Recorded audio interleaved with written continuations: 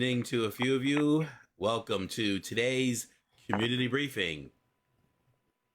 It's April 28th, 2022, and my name is Gregory Sneed, and thank you for joining us today. Our guest today is Cheryl Turner, who's an attorney and running for the Hi. California Senate, Hello. and hopefully she will be Hi, come here forward. very soon. Thank you so much for joining us now. Let me introduce a little bit about myself. My name is Gregory Sneed. I own a company, Lifesaver Financial Services. We specialize in personal financial protection. We do that through insurance products, also providing financial coaching for individuals and financial literacy training. In fact, I have just updated a presentation that was designed for an in-person point-to-point, PowerPoint, and now I've just modernized it and made it look really cool for virtual. So I'll be hosting a financial literacy workshop, and this is one just on the basics. This is like financial literacy 101 or the importance of money. So stay tuned for that. I'll send out some notification, and Crystal, you can get that out, and folks can just get a refresher and hopefully some new information for the rest of you. So Sounds now, good. yeah. So April, we're concluding April, and April is Financial Literacy Month. The state of California is considering changing it from financial literacy to financial capability, because it's not only to be literate, but to be capable, to be able to handle your own money and handle your own finances. So at this time, it's my pleasure to introduce to the virtual stage Miss Crystal Mitchell, the queen of the community briefing. Hello, everyone. Welcome, welcome. Glad to have you. Happy last day or 2 days before the end of Financial Literacy Month, which is so important to understand who and what and how money works. So that you can keep it in your pocket, as Greg says. My name is Crystal Mitchell. I am the one of the co-hosts of the Community Briefing, as well as I co-direct Recycling Black Dollars, and I have my own business, Mitchell Business Solutions, and I provide training, consulting, and support and mentorship for small businesses, micro, and large businesses as well. And I co-host a couple other podcasts, one called The Business Zone with Crystal and Gilbert, and Conversations on the Patio. So tune in to us on YouTube every Friday afternoon for The Business Zone, and of course the wonderful community briefing every Thursday. This platform is for you guys. This platform was created for the purpose of making sure that our community comes together. You guys have heard me say this. My utopia is that Black folks will all unite in one voice to make a change. I hope that comes sometime in my lifetime. But that's my purpose. And this platform is powered by and supported by Recycling Black Dollars and the BBA, the Black Business Association. And this is your networking platform. So please connect and support and become one voice. And don't forget to vote in June. So important. And our guest today is going to tell us how important that is, because there's some major stuff happening on that ballot this year that you guys need to be studying for. We have a fantastic team. Mr. Greg Sneed, you've already heard from him. Mr. Stephen Turner, you will hear from him at the end, and Robin Bellops. And so one thing before I get off the little platform, Robin is going to be away from us for a while. She is in the midst of a clinical trial, and so they're setting her up.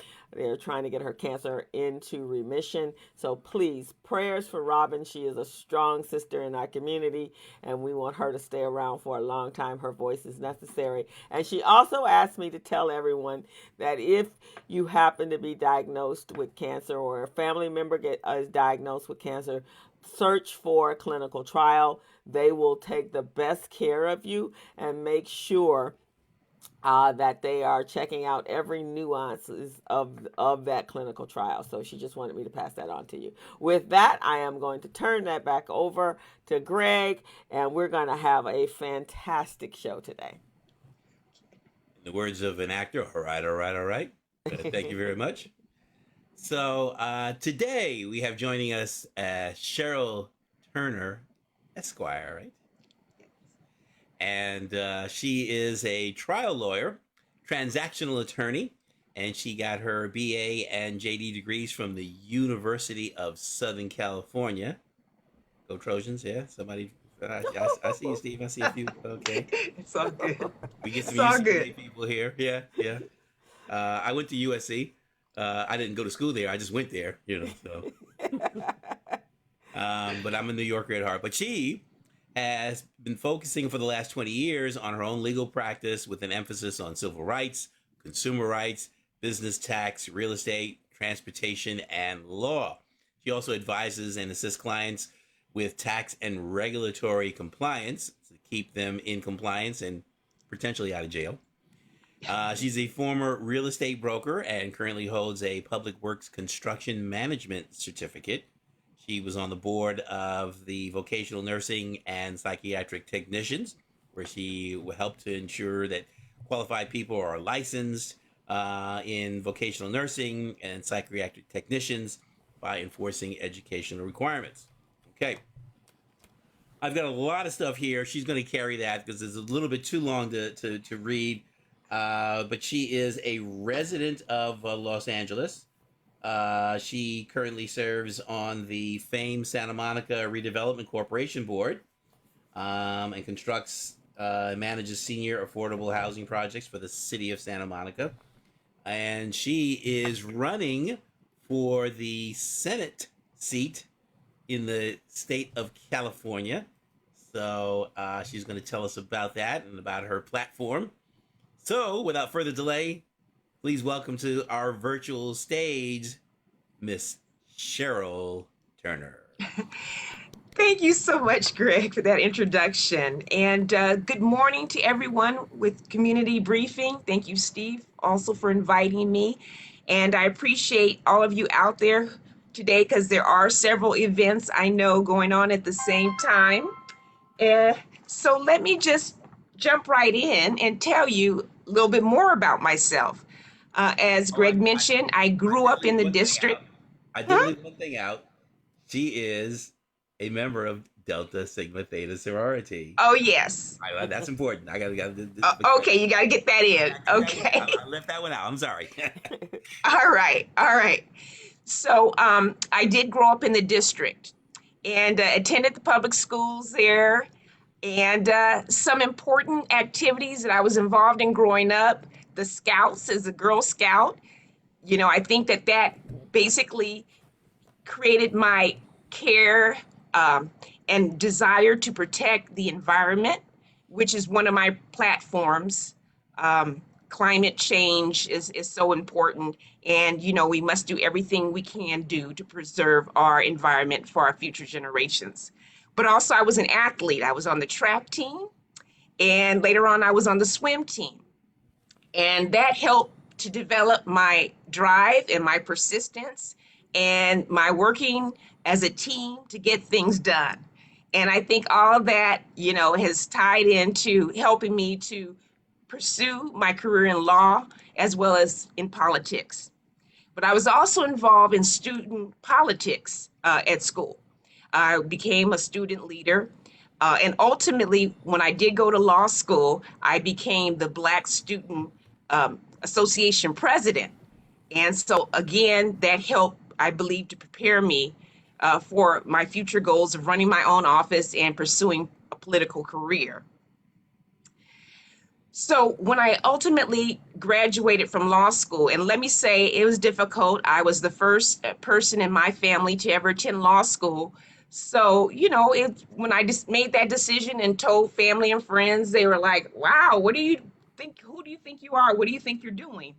But of course, everybody got on board as I, got in and, got accepted and started learning the ropes of being a lawyer and ultimately passing the bar. But then getting out into the world and looking for a job was another challenge because, you know, basically there were these large majority firms. It was very competitive. And really, if you didn't already have some sort of book of business or family connections, it was oftentimes extremely difficult to be hired by those firms. And so it was challenging, but I believe that that was the best thing that could have ever happened for me, because ultimately I did start my own firm. But that's not to say I didn't get experience. I did clerk for a judge, which gave me access to the courtroom and the thinking and rationale and writings of judges. And I also worked as a corporate attorney, in-house counsel, which was very structured. And I did ultimately work for a medium-sized law firm. So with all that, I decided to start my own law firm. Uh, I just, this entrepreneurial part of me was there, that I wanted to express. And so went out there, started my own law practice. First part of my practice was criminal defense.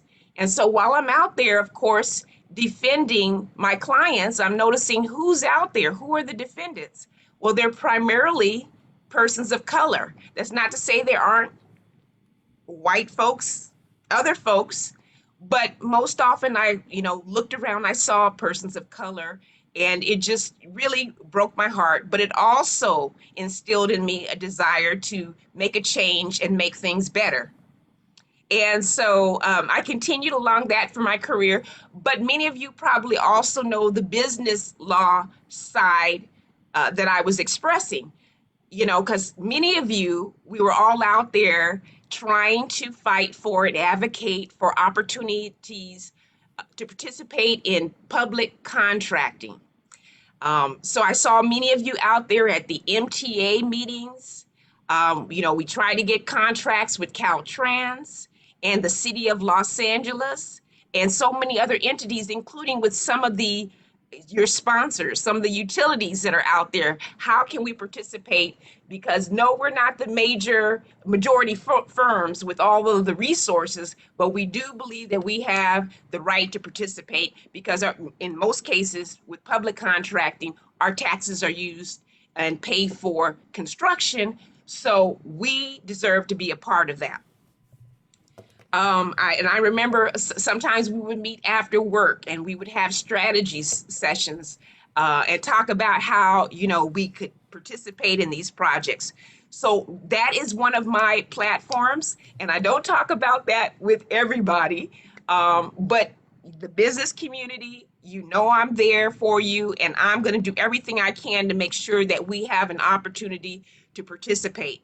Now, yes, we've had Prop 209, and there is a constitutional issue about, minority participation, but that there are ways that have been developed for us to be able to participate as small business owners, women-owned business, disabled, veterans, and things of that nature. And even though the legislature cannot change a constitutional amendment, they can work extremely hard to put proposals on the ballot, just like we tried to do with affirmative action was last year or so, which unfortunately didn't work out. But that doesn't mean that we cannot continue to try over and over again. And I have seen where trying over and over again does happen. For instance, SB 9, which was SB 50, which has nothing to do with business except for the construction side, is where the developers have tried over and over again to have the right to build duplexes and up to 10 units in single family zones. And even though there was pushback by communities that own homes in single family areas, the author tried over and over and over again, and finally it did pass. So that goes to show you that just because, it doesn't work the first time, you can't give up. You got to continue fighting and trying. Okay, so my other political activities, I was able to, by participating in different political organizations, learn about becoming a commissioner. So I served as a city commissioner with the convention center and tourism board, helping to develop business within the region, as well as tourism, to bring more dollars to Los Angeles and to Southern California. Great experience. We were primarily focused on trying to get the football stadium, which, as you know, Inglewood got it. And we're very happy for Inglewood. Later on, I was appointed as state commissioner, and you heard about the vocational nursing aspect. And so I think that that's extremely important because, again, it gave me the opportunity to work on healthcare, which is another issue that is important for the community. People are concerned about healthcare. We have covered California, which I think is not too bad. It's a great start, but if there's a way that we can continue to work on that and develop it so we keep costs down or so that it is literally free, we should be looking into that and working towards that. Also, I'm a president of the Apartment Association of Greater Los Angeles. Partly because I was involved in providing affordable housing for senior citizens. There's 72 affordable units in Santa Monica. It's a nonprofit working in conjunction with the churches out there. And so our board is looking forward to taking on another challenge of building more senior housing affordable units. I also provide affordable housing in the form of regular housing. I'm not going to call it market rate because it's not market rate, but it's something that people in the community can afford. So all that led me to because of my interest in working my way up the ladder of this association, becoming its board president. And so I'm enjoying that role very much. And so by being involved in that organization, I had an opportunity to travel to Sacramento and Washington, D.C. to meet with legislators there to talk about bills that were coming out and to give input, negotiate, in some cases, slow down bills that were harmful to the industry and or support bills that were helpful to the industry. And I also did that with the Trial Lawyers Association. So all those experiences, again, led me to take a look at politics and decide that that was something that I definitely wanted to do. Now, I know as a commissioner, I would talk to some of my business colleagues and associates, and they would say, well, are you getting paid for that? Because, we're business people, entrepreneurs, and things like that, and there's very little pay. But I believe that helps to show my qualifications for serving in public office, as well as so many other activities, such as a housing provider, a small business owner, and a lawyer. So now let's talk about the district. Now that you all know the 28th district, that's the new number. As you know, there was redistricting throughout, if not the state of California, throughout the country. And it used to be District 30. And you probably all know the former occupant of this seat, because I believe that she spoke before this group, and that was Sydney Comlager. Okay, so I am not running against Sydney Comlager, for those that don't know. She is running for Congress to replace Karen Bass. So the seat is now reopened, and Karen is running for mayor. So this represents a great opportunity to fill the seat, and I'm looking forward to doing so. Okay, so I don't know how much time I have, but I just want to quickly go over some of the issues that I'm working on and some of the issues you might be concerned about as a business community. So obviously I'm interested in addressing homelessness.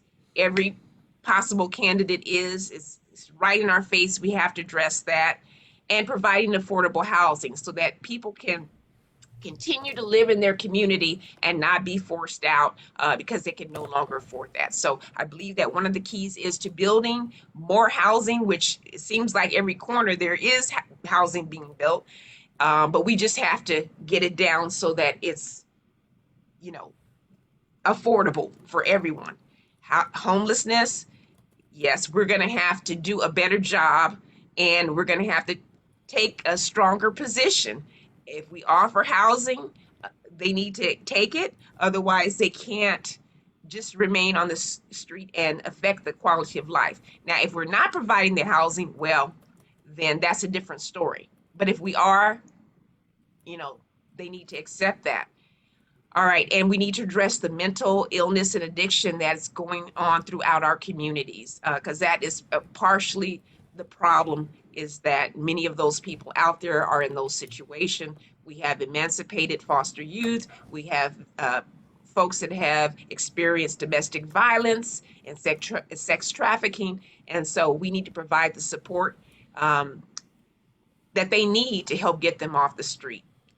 All right, crime, safety, criminal justice reforms. Yes, we do need the police to a certain extent to keep our neighborhoods safe, but we also need for them to be accountable and to dispense justice fairly, and to be guardians and not warriors within our community. Our people shouldn't have to be afraid to walk down the street, drive down the street, ride a bicycle, and worry about the police because of the color of their skin. So we just need to provide more oversight and accountability in that area. I want to continue to provide more support to businesses because of COVID, and then in schools as well. Yes, we're coming out of COVID, but still many businesses are still closed. Some people have not returned to work, and we need to make sure that these small businesses are open and so that people have a job. And I want to continue to work with larger business. I don't want them to leave the state. I want them to remain here so that they can be a source of jobs and help to develop our economy. So I'll do everything that I can once elected to support all of that. I talked about the importance of healthcare and how we can work towards that.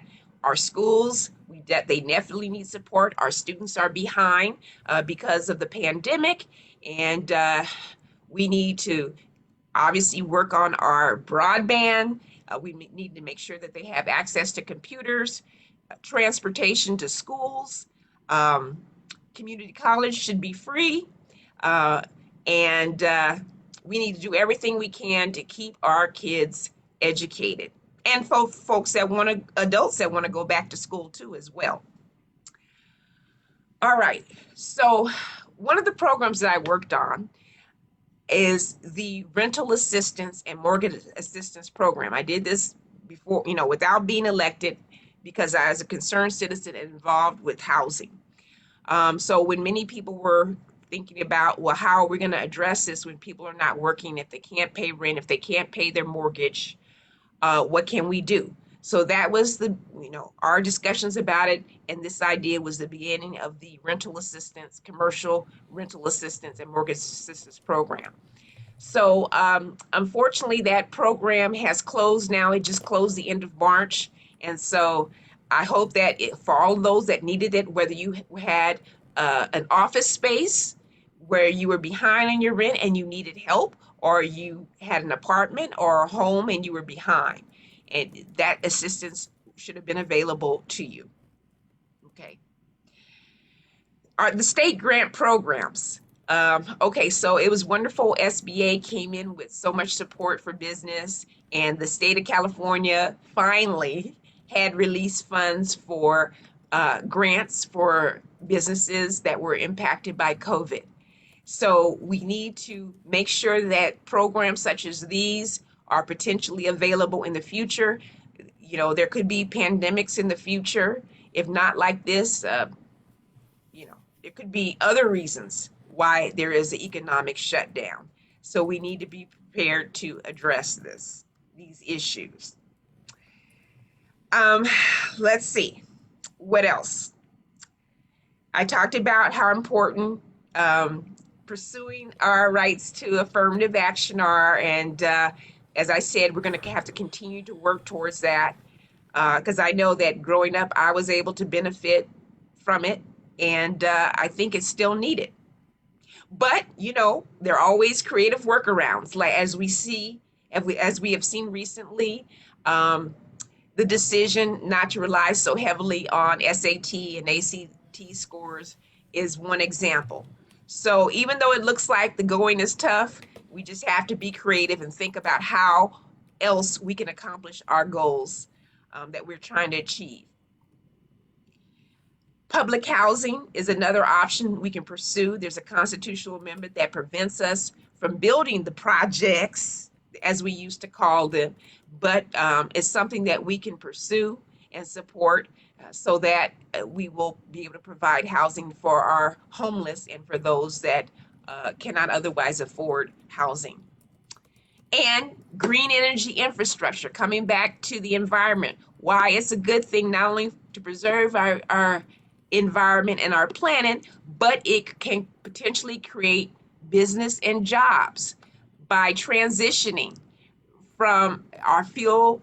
I know we got our sponsors out there, but our fuel-based economy over time and transitioning to a green environment that'll create jobs and more construction opportunities.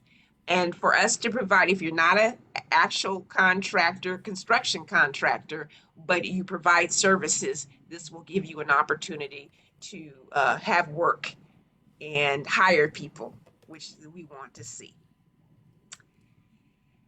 So anyway, I've gone over so much, but anyway, you may have some questions, but my website is www.CherylTurner4Senate.com, and that's FOR. And so the district goes from Alameda East all the way to parts of Santa Monica West, north, parts of Century City and Beverly Hills, south, some parts all the way down almost to the 105 freeway. So it is huge. So I hope to have your support, your vote, and of course, if you so desire, a contribution, no matter the size, would be most appreciated. So thank you very much. Okay, thank you, Cheryl. Greg, you want to jump in there with the first questions? Yeah, so for those of you who have questions for Ms. Turner, please put them in the chat. So one of them here is, what are the challenges to fixing the homelessness problem here in Los Angeles? Because there are, reading from, there's 160,000 homeless in LA, increasing by 38% over the past 10 years. Is there a fix? And so we'll leave it right there. Is there a fix? Yes. So one you probably heard is build more housing.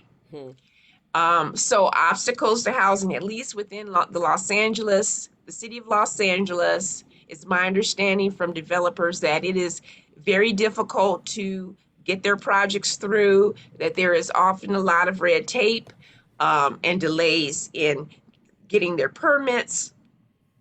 And so it is slowing down the process. And of course, here's a rub.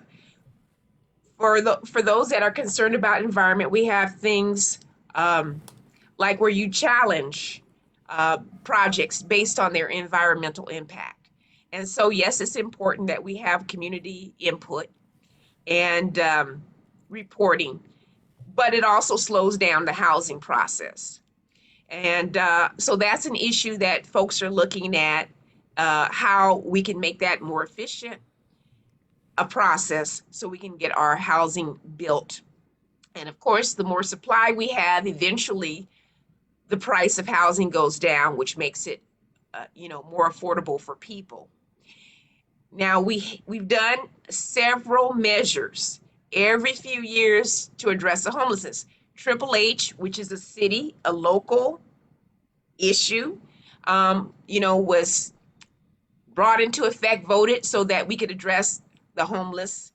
We're wondering what happened to the funds. It seems like it's being spent slowly. It seems like the amount that is being paid for some of the existing housing is way overpriced. Now, it doesn't make any sense for government to pay what I'm hearing. I don't know for sure, but $700,000 to $800,000 per unit.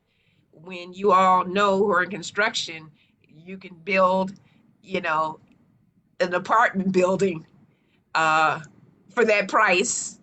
Not sure the size, but it just doesn't make any sense. I think the best thing is that if government is interested in building housing or buying housing, then they should look towards the public housing issue. As I referred to earlier, the projects, which is something that we need to give permission back to do. I know that there has been an affordable housing requirement in all new buildings. Oftentimes, our homeless population comes from housing that was formerly rent stabilized, but was, raised, knocked down in order to build new projects. And we do need to upgrade our housing, but at the same time, those people that were had to leave because of the new construction now cannot afford to move back in. So uh, we need to look at including an affordable housing component, which is there, but maybe increasing those requirements so that people can remain.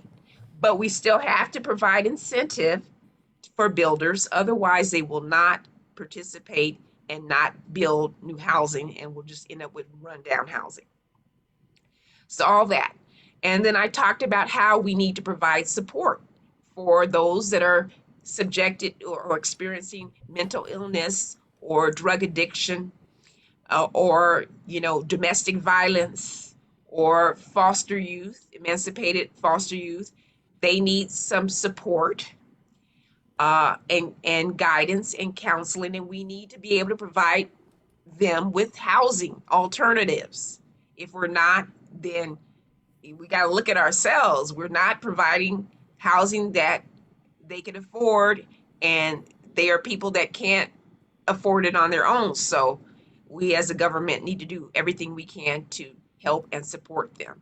Now, if they are mentally ill or drug addicted, then I believe that they need to receive treatment. So as I said, we're going to have to now say, okay, look, those who like to hang out can not just hang out. You're going to have to go and get your treatment. And if that means you have to go and,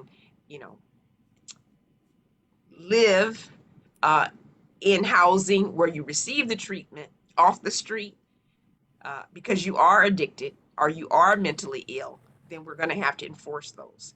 And also the issue of where to build affordable housing is always something that we have to address. Nobody really wants it in their neighborhood, but we're going to have to make hard decisions about that and have the communities fulfill their requirement, which is a state law that they're supposed to have a community plan, which includes affordable housing, and get that housing built. And it seems though, Cheryl, that they do, and I've attended a number of these meetings, and when all the housing is being built, that it's the minimum is $2,100 a month. I couldn't even afford that. I wouldn't afford that. That's a house note, and Yes. so to pay that when you're only making $15 an hour, which we fight, the business owners are fighting, paying that. So there is no, you can't afford that. So these buildings are being built with empty people. So they're just there. So who got the benefit of that? Because the people on the street didn't. No, they did not. They did not get the benefit of that. And so that is unfortunate. And yes, you mentioned that we have raised the minimum wage up to try to catch up.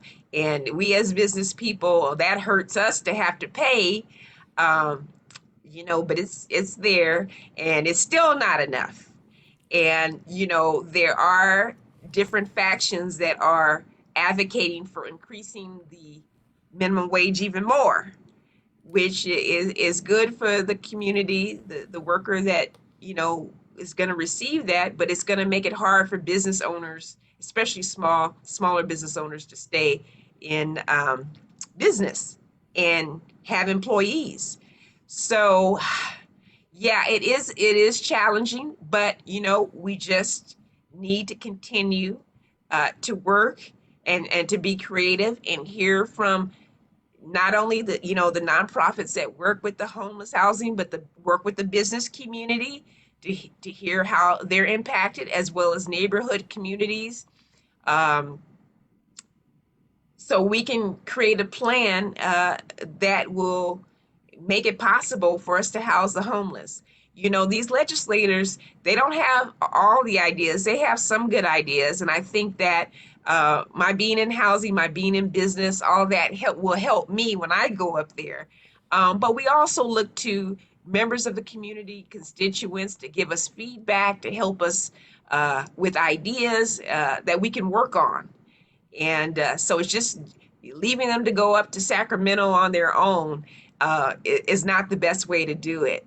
I think that groups like yours and others, should be actively involved in speaking with your representative as to how we can address these concerns to make it better for everyone. Yes. Thank you, Coach Ron. I got your question coming up next, but a quick question for you, Ms. Turner. You mentioned housing alternatives. What did you mean by that? What's in that category? Housing, okay, so I talked about the projects. Public housing is one. Um, if you're talking about the homeless population, okay, so there are a group of legislators that are taking the position that, okay, so many years ago, you've heard about during the Reagan times, I'm sure before all of you guys were born, a lot of people were in mental facilities because they were determined to have mental issues. And so they were housed and they were receiving treatment. But when about the time Reagan came out, they were all just released onto the street, without any support. Some just, dropped off, in neighborhoods or dropped off in Skid Row uh, without any help. And so we need to look at how we can provide housing for those individuals, um, and provide them with counseling, support, and therapy. Now, this is a federal issue, but like one of the suggestions was, well, we can look at the um, Veterans Administration's property in Westwood, although people who live in Westwood don't like that.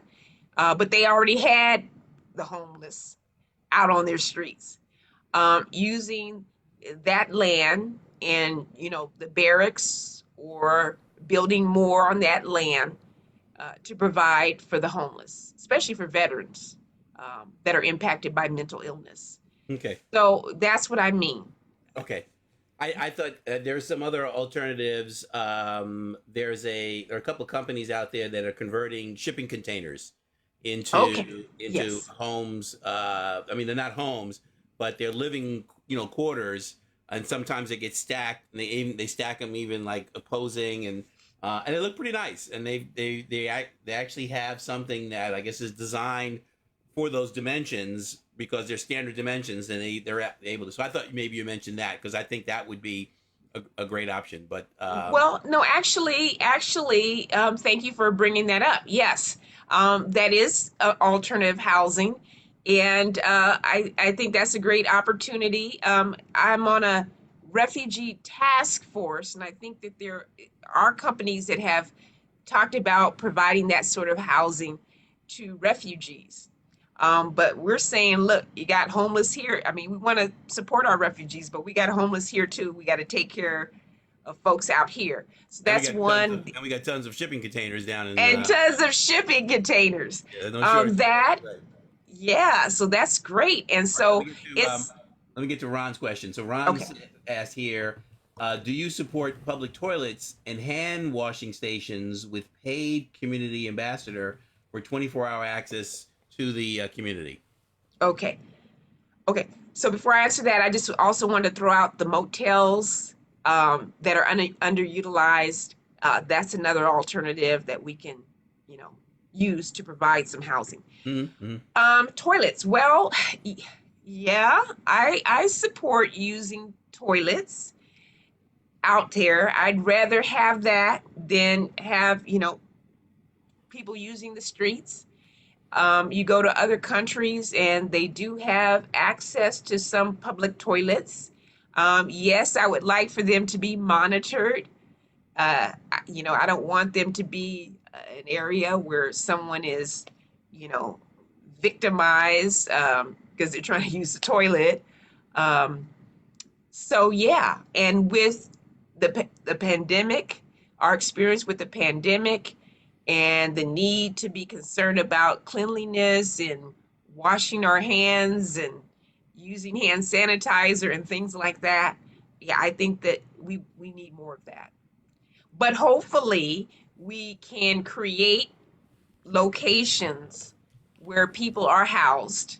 Um, and, people have talked about using city property. I just mentioned federal property, and there's some state, you know, that property that is underutilized.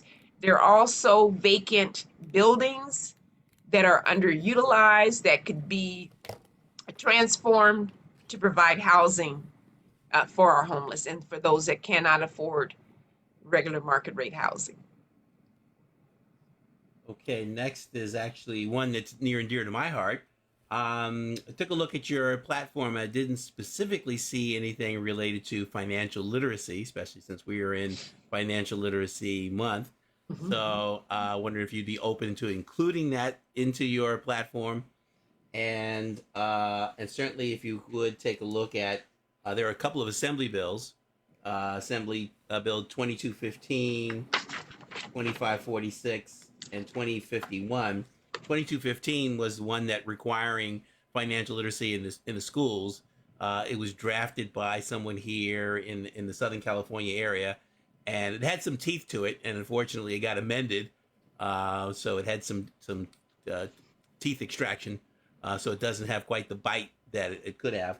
But that is an area that has been repeatedly going to the assembly and going to the Senate, and it keeps getting watered down. Um, California last year, California ranked 34th in the nation in including financial literacy, and unfortunately, we are now ranked 35th in the nation. So I think that's quite dismal, and hopefully, the California legislator can adapt some measurements that really, make some movement there. What are your thoughts on that? Yes. Well, I think financial literacy is crucial. Usually, when we mention our platforms, usually, but not always, people want to know your top three or four. Um, in my website, I do try to address more than that, but absolutely, financial literacy should be there, and we should definitely provide for that. I know that with my training as a lawyer, I provided a class where I actually taught people about how to correct their credit, fix their credit reports, some techniques for that. And so, yeah, that is at top of my mind and one of my concerns. Um, I also have taught people about how to invest in real estate. Over my lifetime, I've gone through so many courses, and that's also what helped to motivate me to decide that I wanted to be more active in real estate. Is all those courses, and we should certainly share that knowledge. Not only in the schools, it should be there in the schools for sure, but we as a community need to, provide that knowledge to and mentors, young people coming and older people who have an interest in these areas. And so I would definitely support having that in our schools. I know that people have talked about recently there are movements to provide, certain amounts for young people to open their first bank account, to get them to be knowledgeable and to, uh, provide them a basis for accumulating wealth. And in order to receive that, they have to participate in literacy courses, financial literacy courses. And so, yes, I think it's definitely important, and that we should support that. And I would work for that. Cheryl, Los Angeles, we actually are in a very a good position right now. We're looking at if Sydney is elected to Congress and Karen Bass is the mayor of Los Angeles, and let's say you in the Senate. So we got some powerhouses. So my question is that as Black people, we get our marching orders from our churches to make sure we're electing people that look like us. But we want to make sure that you guys are working for us because it seems like we're always on the back end. But if we have all of the powerhouses here in Los Angeles, we should be able to make some changes that makes this place more equitably fair for people of color. Yes, absolutely. Now, I think that sometimes some of the electeds, whether they be in Washington, D.C. or Sacramento, after a while they feel a disconnect from local people. They're all the way out in DC. They have to actually move there. And Sacramento, they actually have to, either rent an apartment or buy a home there because that's really their new residence. And sometimes when they leave office, that just like going away to college, sometimes that's where they end up living because that's their home. So yeah, we needed to do a better job of, yes, interacting and working with the people in our district, and making sure that we make ourselves available and fight for change with them. And this is one of the reasons why I'm running. And I think that my background shows that I'm a fighter, for the people I represent. And that's why I bring up the fact that I've been in court representing clients. It's not to say, oh, I'm representing clients. It's to show that, look, I'm out there in the trenches fighting and advocating for people, for their rights, for their freedom. And when I was out there with MTA and all the other, public entities advocating for right to contracting. I'm showing that I'm out there, or I've been out there fighting and trying to make a change and trying to make a difference for the people in my community and the people, the business community and our social community and for the people who live here. So that's why I bring it up. Okay, so how can we help you and help all of the electors that's going to work on our behalf? How do we help you guys be When's more the election? effective? And yeah, when is the election and why is it so important that we elect Okay. on we vote?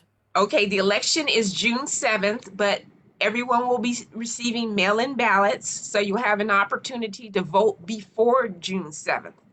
So it's very important to get the word out early, because some people, may not realize, your next door neighbor will have a ballot and will be voting, and they may not have heard about this person or that person.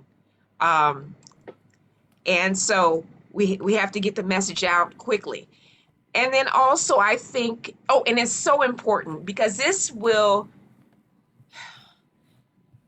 things are changing. I have never in my career, seen such a desire to dismantle what other people have. Okay, so yes, we need to fight for social justice and equal opportunities and equal rights, but that doesn't mean that just because you own a car over here and it's nice and it looks new, I have a right to take it and use it for free. So we're beginning to transition on things like property rights, your right to be in business.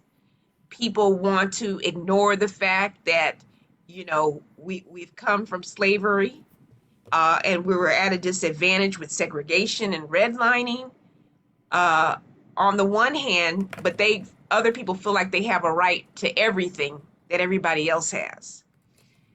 So, we have to keep focus on us and our rights because everybody else is working on their issues.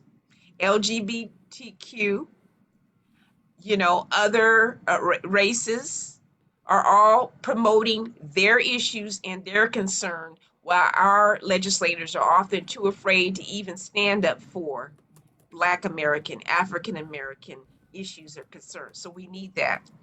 We need to retain that. And so we and they need your support. So, an example, like as I said, I used to go to Sacramento with a group, and you guys can do that if you're not already doing that. The Black business owners can come up with some issues and some priorities. And even if you can't make it to Sacramento, you can meet with them in their district, legislators in their district office to go over. And like Greg laid out, I think it was Greg laid out these specific bills he's concerned about. He knows that they're moving and they're being amended. Okay, we'll sit down in the legislator's office and to have that discussion about how you expect for them to support it. And here are some ideas on how you can make it better. So, Okay, so that gives us some marching orders. So yes. thank you so much, Cheryl, and we definitely will support you. And everyone, I suggest everyone you should have gotten your ballot. So read up on it. It's got some interesting things there. I was just mentioning that for governor, there's 14 Republicans running for governor. That could be devastating in the state of California. So make sure you go comb through that ballot and make sure the people are going to do what they say they're going to do, because we are in a complete chaos and collapse, in my opinion. Not to be a Debbie Downer, but it is not looking good, and we do have to make some changes, if not for us, for our children. Oh, So, and that means being brave enough to vote for, it may not always be the establishment candidate. It may be somebody who shares your values, who isn't necessarily endorsed, you know. So think about that as well. all righty. Thank you. A good advice. So thank you so much, Cheryl. We wish you the best of luck. We will all be out there voting, right, people, for the best candidate that will make sure that our city thrives. So we want to thank you so much. We have Dr. Mays going to give us an update, and for next week, I believe we're either going to have a surprise guest or you guys are going to be our guests. So we will again allow you the platform. So we will let you know no later than Monday. All righty. So Dr. Mays, you want to jump on Thank you. in and give us an update on how to protect ourselves from the COVID that is never going away? Hello, family. That was a great introduction because, believe it or not, that's kind of what federal governments are thinking about, which is to prepare for COVID to be endemic as opposed to pandemic, which means we would treat it the way we treat the flu. But that's not the news for today. The news for today is a report just came out yesterday, or a couple of days ago, I should say. And what that report says is that about 60% of Americans in the US have been infected with COVID. Didn't say that all got sick and what have you, but I'm really trying to drive home to you the number of people that from some exposure have been infected. The most concerning part of that is 75% of that 60% are children. So 75% of our children have been infected by COVID.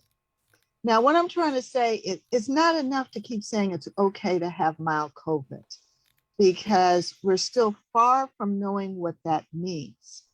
But most importantly is to get a sense of mask wearing in children. We just see children as children. They don't want to wear the mask. And we now have 75% of the children, when we look at all the cases of people who have tested positive, 75% of those numbers are children. And that is what's been going on in the last several months. We're starting to see the epidemic in phases. In the beginning, 65 plus were the ones who we were losing. Now what we're seeing is children and adolescents. I'm about to finish a paper which will go off and it will talk about the status of COVID in Black children. One of the things that I say is we have not seen the disruption in our families like this since probably about the time of slavery, because what happens is kids are needing to change homes. Kids no longer have grandparents to take care of them.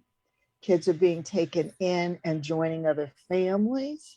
We have a lot on our plate. So the good news, which I'm hoping people will take as good news, is that Moderna just announced that it is going to be asking for emergency use authorization for a vaccine for 6 months to 5-year-olds. In that authorization, they are proposing 2 shots, just like for adults, but of course not at the same strength of those for the adults. Behind them will be Pfizer. Pfizer is not quite ready, but it is going to propose a emergency use authorization for 3 shots. What I would like to encourage our community to do is start asking your questions now, so that by the time the authorization is in place, you're not again the last to be getting your kid vaccinated. Because what we're seeing is because we're not getting our kids vaccinated, we have them, kind of at peril to be infected, and they're getting infected. But the problem is what the data shows us is that Black children, when they get exposed to the virus, are more likely to have a serious case. So do what you continue to do with yourself, and it can be as crazy can be. But a child has a long way to go in this world. And imposing a belief that science keeps telling you is not necessarily the best, don't cripple your children. Because what we don't know is what long COVID really means. And I've been talking about there's long COVID and there's post-COVID. And our children right now are really experiencing, very detrimental post-COVID events. We didn't need not to do well in class, to have brain fog and all that other kind of stuff.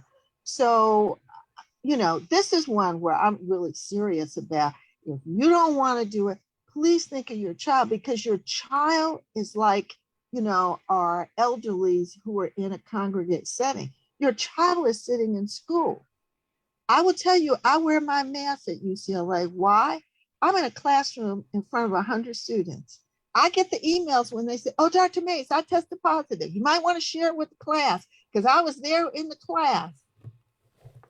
Dr. Mays doesn't take risks. All the other students, they are allowed to not wear masks, but I know better. And I'm trying to share, like I want to be the Black credible source, because we really seriously, when you see this piece of mine come out about the children, you're going to understand how many kids are infected.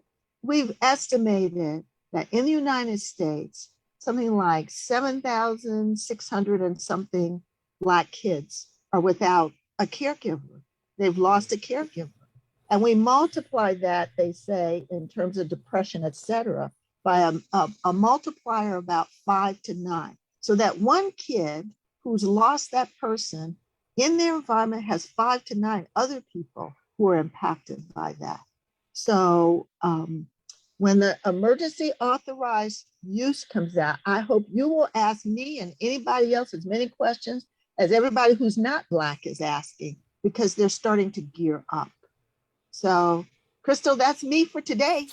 Thank you, Dr. Mays. I know I was out at lunch last week in the west side of town, and it's scary. Not a mask was seen, except for myself and my girlfriend.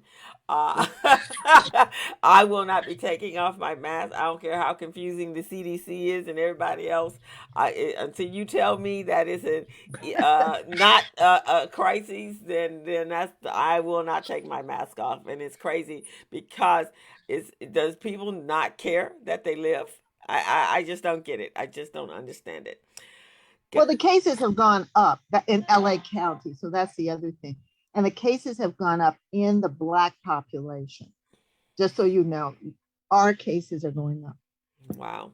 Thank you so much. We so appreciate your updates.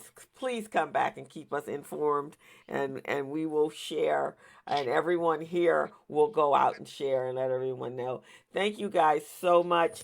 Thank you, Cheryl. We wish you the best for the campaign. I think she's gone already, Yeah. but and thank you guys that are here every week. Michelle and Ken Hicks is here for the first time. Welcome, Ken. Emma Maxey, thank you guys so Thank much. you, Emma, John May, John May and Deborah, Deborah AJ, and Sally and Andrea Michelle. and Renee. So you Yeah. guys are faithful. Thank you so much. Have a great weekend. Everyone, it's my birthday on Sunday. So wish me Hey, happy birthday on Sunday. happy birthday coming up. I'm going to be Happy 21 again. 29 again. I'm a smart 21-year-old, though. 39 again. Yeah, 39. With lots of wisdom. So see you guys. Have a great weekend.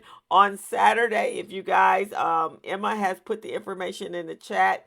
Our kids from around the city are going to be competing in a competition, the Youth Entrepreneur Challenge.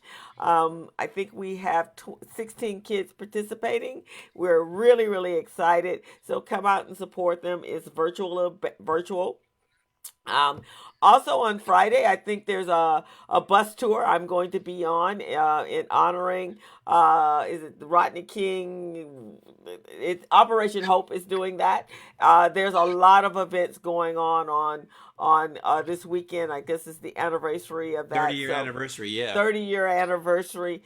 So support. 30 years. Guys, really, I know it's my utopia, but it should be all our utopia. Our community needs our voices. We can't stand aside and think someone else is going to do it for us. We're the only people that can make change in our community. So please, let's be more vocal. Yell, scream, yellow, be bullyish. There are some other groups that are bullyish and they get what they want. So let's do that. Emma, did you have something to say? I have something really quick to say, and just letting you know the IDLE program will end on May the 6th. So if you're getting these letters for an increase, it's very important. Get your information in, and the portal will close May 16th. So It's still time, but this is it, guys. And I can't tell you, if you can get the loan, get it. Okay. So y'all heard that. So again, let's make our community a better place. Let's make our politicians change. That we have 160,000 people living on the street. And I'm going to tell you this from my side. If I found myself living in the street, I am sure mental illness is right on the backside of it. I'm going to be honest with you. There's no way you can live out there without losing your mind and using some sort of substance to maintain you out there. So I believe it goes hand in hand.